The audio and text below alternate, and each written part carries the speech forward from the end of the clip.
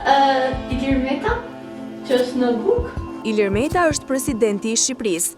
Gafa e Rizarta Hoxhës dhe emision bëhen virale në rrjete. Rizarta Hoxha, ish banorja e BBV, vazhdon të jetë në qendër të vëmendjes në rrjete sociale, pasi është një nga influencueset më të ndjekura nga vajzat shqiptare.